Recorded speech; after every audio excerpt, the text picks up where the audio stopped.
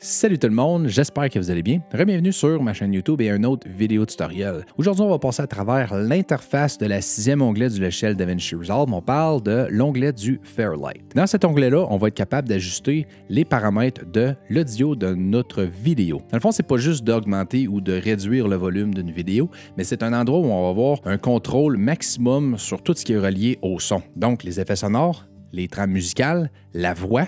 Puis on va pouvoir individuellement aller appliquer multiples effets comme des chorus, des EQ, des gates. Fait que l'onglet du Fairlight, c'est un onglet qui est extrêmement sous-estimé. Je suis convaincu qu'après la vidéo d'aujourd'hui, plusieurs d'entre vous vont commencer à utiliser cet onglet-là pour ajuster votre son. Fait que sans plus tarder, on saute dans le logiciel puis on va regarder l'interface de l'onglet Fairlight.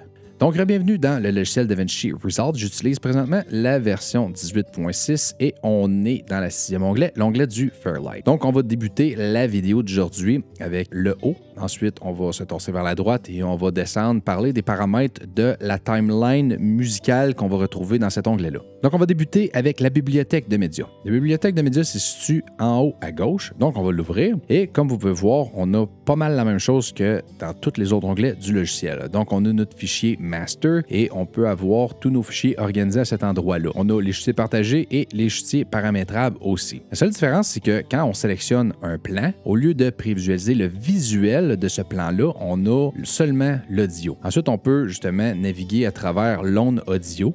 On peut initier un in et un out point afin de justement glisser-déposer cette piste sonore-là sur notre plan. Je vais faire commande Z pour retirer ça. On peut encore une fois avoir des métadonnées de nos plans. On peut avoir les icônes ou le format liste. Mais l'option bibliothèque de médias, ce n'est pas une option que j'utilise régulièrement dans l'onglet du Fairlight. J'utilise plutôt la Sonothèque. Donc maintenant, on va parler des effets. Donc, les effets, on ouvre le menu des effets et ici, on va retrouver multiples effets qui sont concentrés et axés spécialement sur l'audio et le son. Donc, on a des transitions audio et ensuite, on a des effets audio. Donc, multiples effets. Si on veut ajouter un effet audio à nos favoris, on s'en va sur l'effet en question. On a la petite étoile, on l'active et on va retrouver cet effet-là en bas à gauche dans les favoris. Si on veut appliquer un effet sur un plan, on sélectionne un effet, on la glisse et on va la déposer sur le plan en question. Et aussitôt qu'on va relâcher, on va avoir un menu qui va apparaître et ça va être un menu pour ajuster les paramètres de cet effet spécifique-là sur ce plan-là.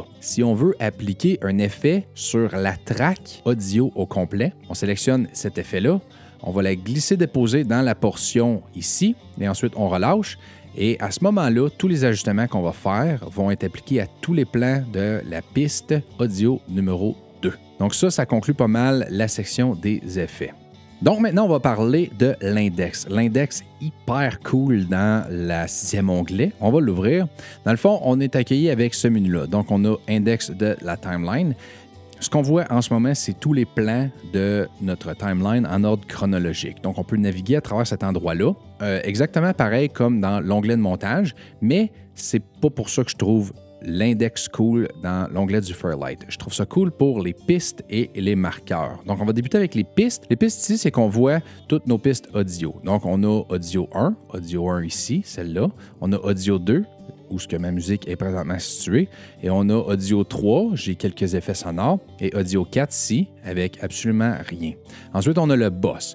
Le boss, dans le fond, c'est quoi? C'est le regroupement de toutes nos pistes sonores ensemble. C'est comme un peu un contenant pour toutes nos pistes sonores ensemble. Donc, si on applique un effet au boss, on va appliquer un effet à toutes nos pistes sonores en même temps. Donc, ce qui est cool dans l'index/piste, c'est qu'on peut cacher des pistes ou des tracks audio afin de nous aider à voir et de mieux ajuster notre son. Donc, exemple, je veux retirer ma piste musicale parce que ma piste musicale est rendue clé en main. Dans le fond, je l'ai ajustée, tout est good to go. J'ai plus besoin de toucher à quoi que ce soit dans ma piste audio numéro 2. Donc, ce qu'on peut faire, c'est aller à piste audio 2 et sur l'œil qu'on voit présentement, on le désactive et comme vous voyez, j'ai retiré la piste. Ça ne veut pas dire qu'elle n'est plus là, ça veut juste dire qu'on la voit plus. Mais on va quand même l'entendre si on fait play. Fait que ça, c'est hyper cool pour cette option-là. Si jamais on travaille avec des projets qu'on a, exemple 10, 12, 15 tracks audio, c'est une manière de rapidement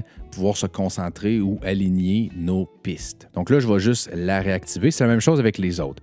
Ensuite de ça, on a ici R, S, M. Dans le fond, le R, ça sert à quoi? Ça sert à... C'est R pour record. Donc, quand on appuie sur R, on va armer une piste prêt à l'enregistrement. Donc, on va pouvoir faire des voice-over directement dans le logiciel DaVinci Resolve si on a un micro de connecté à notre ordinateur. C'est une des multiples endroits où on peut activer ça. Ensuite, on a Solo. Solo, ça sert à justement, si on appuie sur S, ça va solo la piste audio qu'on a sélectionnée. Donc, si on a 10 pistes et qu'on appuie sur S sur la piste numéro 1, on va seulement entendre la piste numéro 1. Et si on appuie sur M, ça va muter la piste qu'on a sélectionnée et on ne va plus entendre cette piste-là. Et bien évidemment, le cadenas sert à barrer notre piste qu'on a sélectionnée afin de ne pas appliquer de changement. Ça protège un peu notre piste. Fait que ça, c'est pour les pistes à cet endroit-là. Dernière petite chose dans l'onglet des pistes, c'est qu'on peut sélectionner une piste et on peut justement changer nos pistes d'endroit. Donc, on peut déplacer nos pistes. Exemple, la 3, je l'ai transférée à la 2.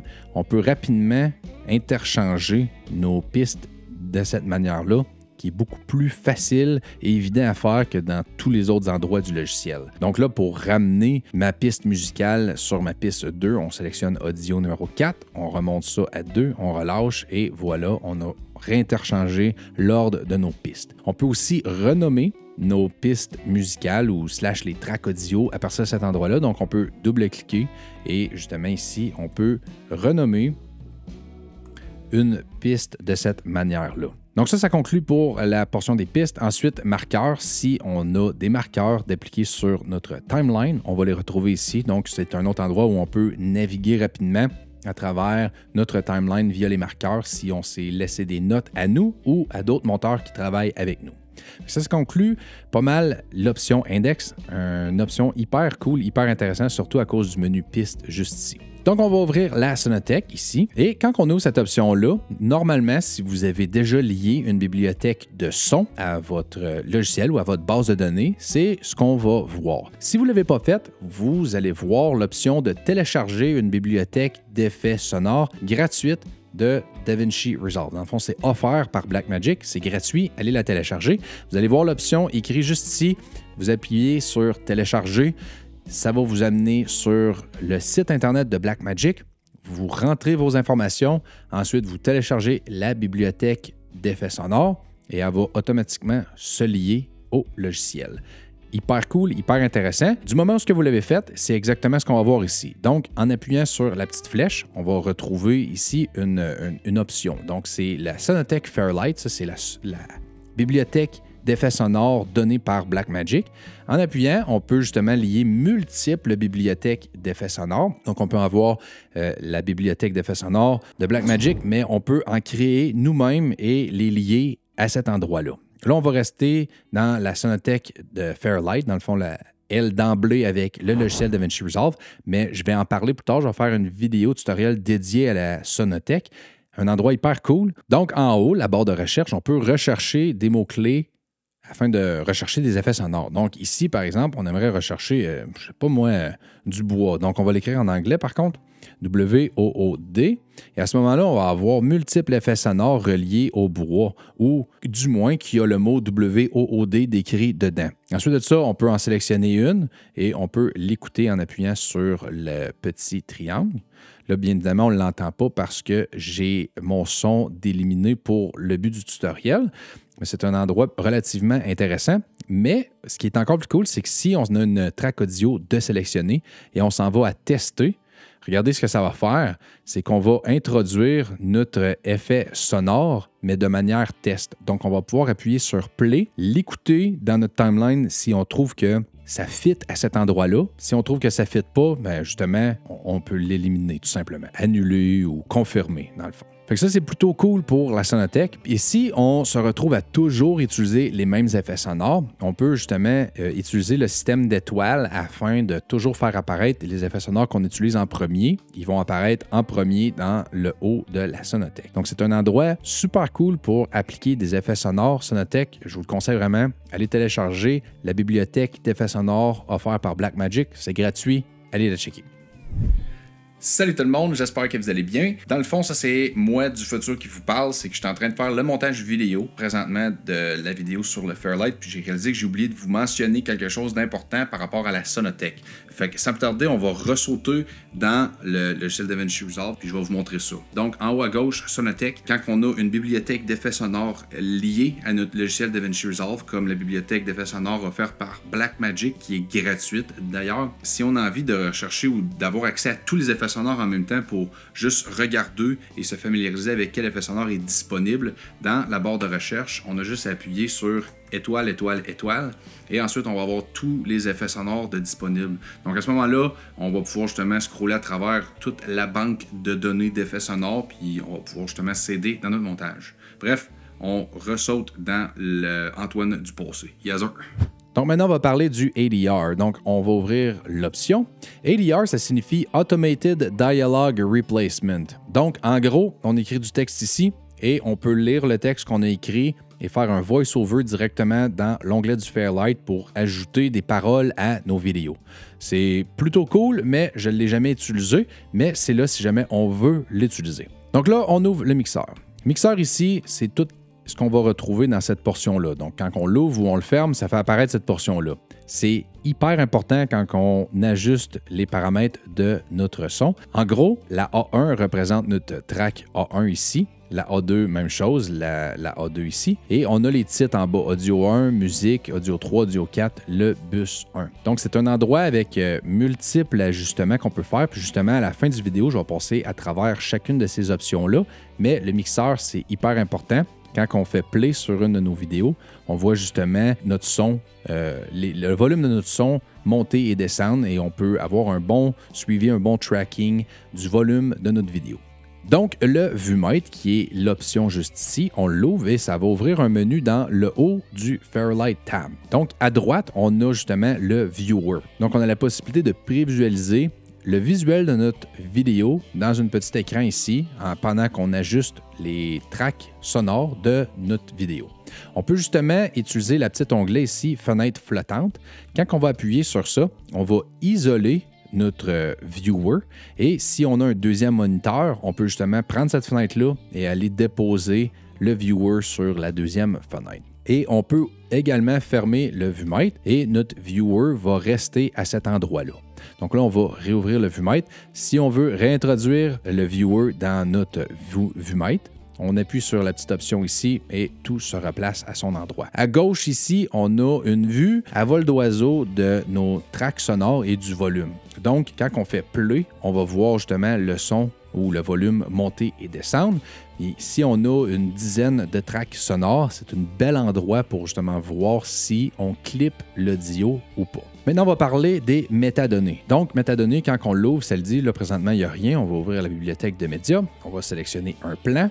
Et dans nos métadonnées, quand on a un plan de sélectionner, on va avoir l'information de ce plan à cet endroit-là. Donc, juste un endroit où on peut avoir de l'information, les métadonnées de nos plans. Ensuite de ça, à droite des métadonnées, on a l'inspecteur. L'inspecteur, dans le fond, c'est la même chose que dans tous les autres onglets, mais justement concentré sur l'audio. Donc, si on sélectionne un plan en particulier, on va pouvoir ajuster le volume de ce plan-là. On va avoir l'option de panner l'audio, soit à gauche ou à droite. On a le Voice Isolation, super intéressant. J'ai fait une vidéo dédiée à ça. On a le Dialogue Leveler, le Pitch, la variation de vitesse. Ici, on a un égaliseur si on veut ajuster un peu l'audio spécifiquement à ce son-là ou plutôt à ce plan-là. Donc, quelques options audio qui est là pour vous dans l'inspecteur. Donc, maintenant, on va parler de la barre d'outils. Donc, la barre d'outils, ça veut dire tout ce qu'on va retrouver ici, toutes les options qu'on va retrouver à cet endroit-là. Donc, on va passer à travers. Donc, en débutant, à gauche, ici, si on le sélectionne et qu'on appuie sur le clic droit, on a l'option d'avoir multiples autres manières de prévisualiser ça. Donc, ici, on a bien évidemment les heures, les minutes, les secondes et les images. Ensuite, on peut avoir les pieds, les images en 16 mm, échantillons, les barres avec les beats, etc. Donc, un endroit où vous pouvez justement changer le paramètre que vous regarder ou prévisualiser. À droite ici, montage final. Si on appuie sur la petite flèche, on va avoir accès à toutes nos timelines à l'intérieur de notre base de données / le projet qu'on est présentement en train de travailler dessus. Donc, c'est un endroit où on peut naviguer rapidement entre nos timelines. Ici, on a lire vers l'arrière. Ensuite, on a lire vers l'avant. Ici, on a lecture normale, le carré. Ici, c'est justement mode enregistrement. Si on veut faire des voice-overs, c'est un autre endroit. Ici, on a le mode looping qui est super important, principalement dans l'onglet du Fairlight. Je vais en parler un petit peu plus tard tantôt. Donc, à droite du looping, on a Automation. Donc, l'icône, la première icône, l'icône que je suis par-dessus, c'est Toggle Automation. Ça veut dire qu'on active le Automation. Donc, oui ou non, en gros. Donc là, il est activé.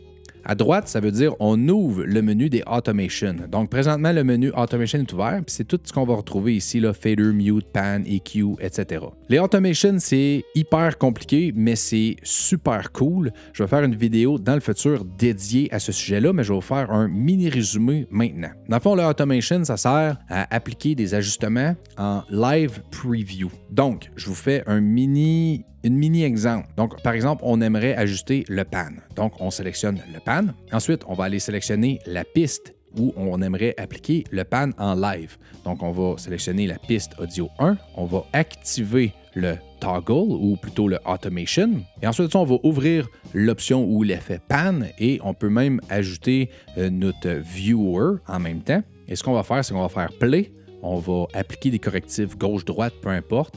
Et nos correctifs vont tout s'appliquer en live. Donc, au lieu d'appliquer 100 keyframes ou 100 images clés, on s'en va dans Automation. On va pouvoir appliquer 100 images clés en dedans de quelques secondes. C'est un outil hyper cool. Fait que, ouais, je vais faire une vidéo dédiée à ça dans le futur. Donc là, pour l'instant, on va juste fermer le menu et on va éliminer l'option ou le menu Automation. Donc, on va continuer. À droite ici, on a un endroit où on peut justement décider de notre son. Donc, le mettre à mute, l'avoir ouvert. Dim, ça veut dire qu'on s'en va à peu près à 60% du son, où on peut réduire et augmenter le son. Donc là, je vais juste l'éliminer pour le but du tutoriel. Ensuite, on va descendre ici sur la barre des outils. Donc ici, bien évidemment, le raccourci A, c'est notre souris, ça le dit. On va juste appliquer tous nos changements avec cet outil-là. Ensuite, ici, on a le Range Mode. Le Range Mode, quand on sélectionne, on peut aussi appuyer sur le raccourci R. En tout cas, c'est un raccourci que j'ai, moi. Donc, on appuie sur R et on va avoir une petite croix qui va apparaître. À ce moment-là, ce qu'on peut faire, c'est justement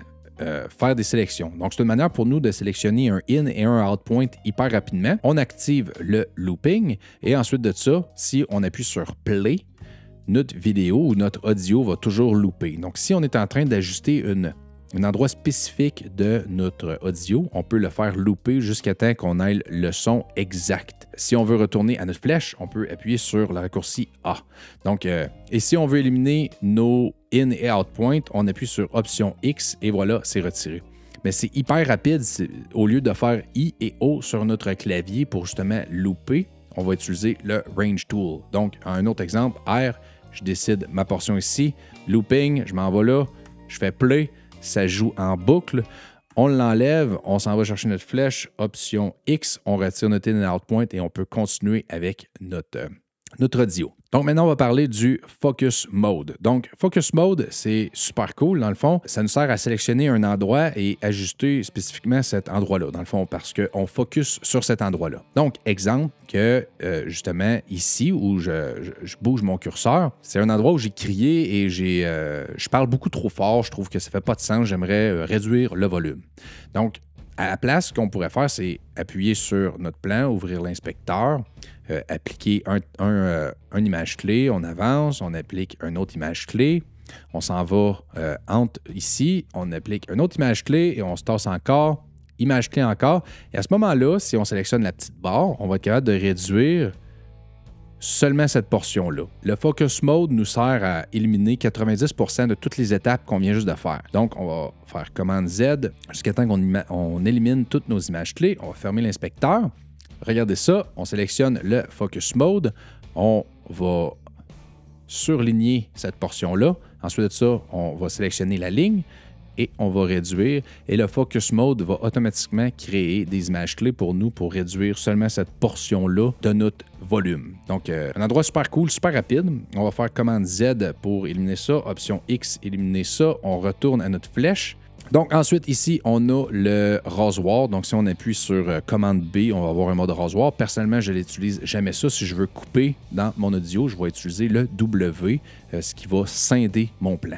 C'est ce que je vous conseille aussi. L'outil magnétique, ça sert à snapper des plans ensemble ou quand notre curseur est proche d'une jonction ou d'une coupure, notre curseur va snapper à cet endroit-là. Donc, c'est super cool.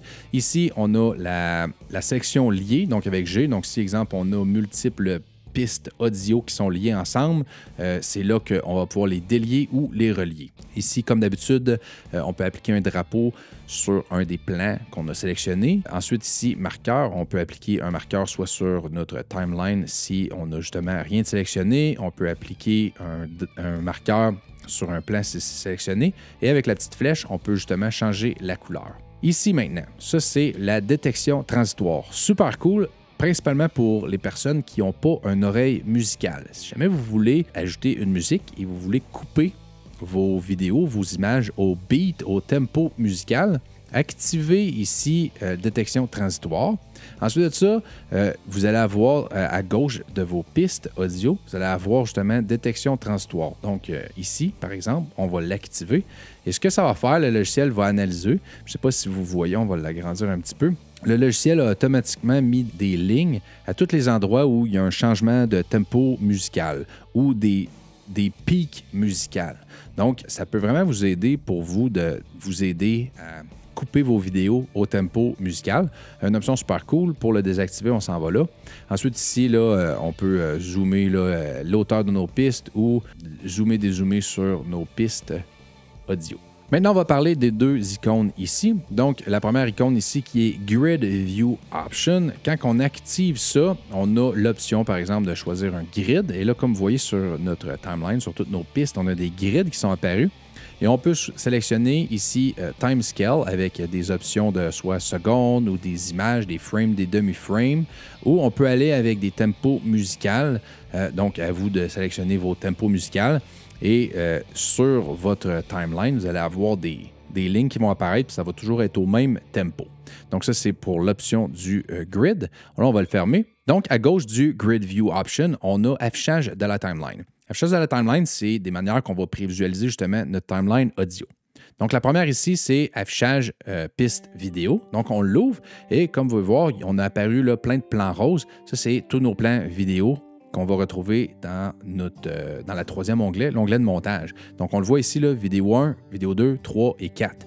Donc, ça peut être un endroit, justement, où on peut couper ou nous aider à prévisualiser sur quel plan on est afin d'aligner notre audio et nos effets sonores. Pour le fermer, on réappuie sur cette option-là. Ensuite, ici, ça va éliminer la petite ligne. Donc, en bas, on voit une petite ligne, là. Si on appuie ici, on va l'éliminer, puis ça va juste un petit peu agrandir nos zones audio. Moi, personnellement, j'aime l'avoir ouvert. Ensuite, ici, si on regarde autour de tous les zones audio blancs, c'est comme surligné de noir. Dans le fond, quand on le désactive, on enlève la petite ligne noire. Moi, perso, j'aime l'avoir ouvert. Ici, ça va nous éliminer la ligne blanche du haut, qui est une ligne pour nous faire ajuster le volume de l'audio. Donc, quand on la retire, on n'a plus cette option-là. Mais personnellement, encore une fois, j'aime l'avoir activée. Ensuite, ici, on a des options de navigation que vous pouvez justement vous-même jouer avec. J'utilise pas ça. Mais ici, on a le défilement de la timeline. Ça, c'est hyper cool. En fait, ça, je l'utilise, puis je vous conseille aussi de l'utiliser. Dans le fond, là présentement, notre curseur, il est lousse. Donc, quand on est zoomé et qu'on appuie sur Play, notre curseur, il vire complètement fou, spécialement dans l'onglet du Fairlight. Mais Play, là, regardez mon curseur, là, comment il est viré complètement fou. On n'est pas capable de se retrouver. Il n'y a rien qui marche là-dedans. Ça va pas bien. C'est complètement fou. Donc, on s'en va là. Et ce qu'on peut faire, c'est au lieu d'être sur la deuxième option, on choisit la première option avec un cadenas, lock. On la sélectionne, on ferme cette option-là. À ce moment-là, notre curseur est barré à cet endroit-là. Et quand on va faire play, notre curseur ne va pas bouger. C'est plutôt la timeline qui va défiler en arrière. Regardez, on fait play, la timeline défile, mais pas notre curseur. C'est 100 fois plus optimal dans l'onglet du Fairlight. Donc, moi, je navigue entre ces deux-là. Ici, on en a un troisième, pas de défilement. Moi, je ne l'utilise pas. J'aime mieux utiliser les deux ici. Donc, en bas ici, on a les scrollers. Ça va nous faire apparaître d'autres options. Donc, si on appuie ici « Vidéo », en bas, on va retrouver des vignettes, des thumbnails de notre vidéo. C'est pas vraiment une vidéo, mais ça représente toutes les vignettes, les images de notre vidéo. Donc, ça peut être un autre endroit où on peut s'aider à aligner des effets sonores avec les vignettes qui sont là. À droite, on a 1 et 2. Ça, c'est pour de l'audio. Dans le fond, on peut ajouter de l'audio juste en dessous de nos vignettes. Donc, on a 2 options. Et à gauche ici, on peut changer quelle piste audio on va prévisualiser à cet endroit-là. C'est quelque chose que j'utilise, puis je vais vous en parler un peu plus tard au courant de l'année, mais pour l'instant, on va les fermer. Maintenant, je vais vous montrer une manière de vous organiser dans l'onglet du Fairlight. Dans le fond, si on sélectionne un plan et qu'on appuie le clic droit, on peut justement aller à couleur du plan et on peut changer la couleur de ce plan-là spécifique. Ça va nous aider justement parce qu'on a par moment, on n'a pas d'image dans le Fairlight. Donc, c'est vraiment crucial d'être organisé puis de savoir quel plan audio est quoi. Puis avec des couleurs, c'est une belle manière de le faire. Donc, on peut l'appliquer au niveau individuel, justement, comme ça. Donc, par exemple, celui-là, clic droit, on s'en va à couleur du plan. On va le choisir abricot, boum, on l'a changé de couleur. Et on peut aussi l'appliquer à la piste audio au complet. Pour faire ça, on sélectionne la piste. Ensuite, on appuie sur le clic droit et on va aller à modifier la couleur de la piste et on peut, par exemple, sélectionner mauve. Et à ce moment-là, toute notre piste a changé de couleur. Et on a aussi à gauche de notre piste, on a aussi une icône mauve qui est apparue pour nous dire que c'est une piste mauve. Donc, c'est une autre manière d'être organisé dans nos pistes. Toujours en parlant des pistes audio, ce qu'on peut faire, c'est encore une fois sélectionner une piste, appuyer sur le clic droit et ensuite, on peut aller à mettre la piste en... Et là, on a plusieurs options. Mono, stéréo, 3, 4 et on a multiples options. Personnellement, je suis toujours en stéréo. Je ne suis pas un gars de son en général, mais j'utilise stéréo. Et encore une fois, on a multiples autres options. Là, ajouter une piste, on peut sélectionner en quoi, ajouter des pistes, etc. Donc, un autre menu avec lequel on peut jouer avec nos pistes spécifiquement. Donc, maintenant, on a passé à travers la majorité de l'interface de l'onglet du Fairlight. Maintenant, je vais vous parler en détail du mixeur. Donc, mixeur, bien évidemment, on l'ouvre ici. On peut l'agrandir via cette portion-là. Puis, on va passer à travers le mixeur du haut vers le bas. Donc, ici, entrée, là, présentement, il n'y en a aucune. Une entrée serait, par exemple, qu'on a un micro de connecté à notre ordinateur. On serait censé de le voir là. Si on veut ajouter les paramètres, on ouvre le menu et on peut sélectionner, par exemple, entrée. Et ensuite, on a multiples options pour justement ajouter un micro afin de faire des enregistrements et des voice-over directement dans l'onglet du Fairlight. Ensuite de ça, ici, on a Track FX. Ça, c'est au niveau de nos effets. Donc ici, par exemple, là, j'ai un Voice Isolation qui est appliqué à toute ma piste vidéo numéro 1. Donc, quand on a notre curseur par-dessus, on a ici le petit piton rouge, une petite boule rouge. Ça veut dire qu'elle est activée. Quand on l'enlève, le Voice Isolation est désactivé. On peut remettre notre curseur par-dessus et le réactiver. Si on veut modifier les paramètres de cet effet-là, on s'en va à Controls, on ouvre et on a le menu ici de notre Voice Isolation qu'on peut justement ajuster.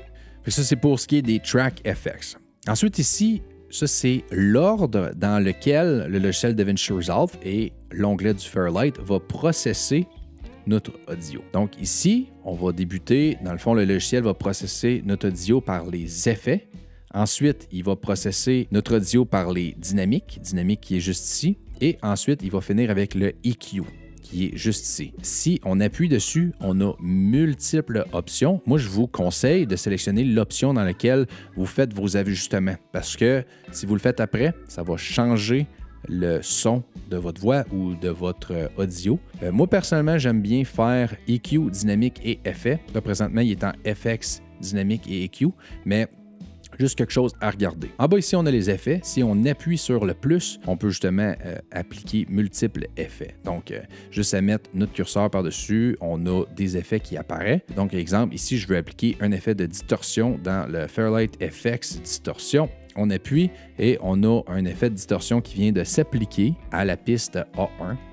Justement, on peut l'effacer. Ici, on a l'option, encore une fois, de la désactiver. On a l'option ici de réouvrir le menu des contrôles. Et à droite, on a une petite flèche qui nous donne l'option de supprimer ou le désactiver ou d'interchanger cet effet-là pour un autre. Ensuite de ça, les dynamiques. Quand on double-clique, on va avoir un menu qui va apparaître. Dynamique, on a le limiteur, compresseur, expanseur, gate. C'est hyper important, un bel endroit justement pour ajuster notre volume de notre son et essayer d'égaliser le volume entier de notre vidéo. Donc, on va Xer ça.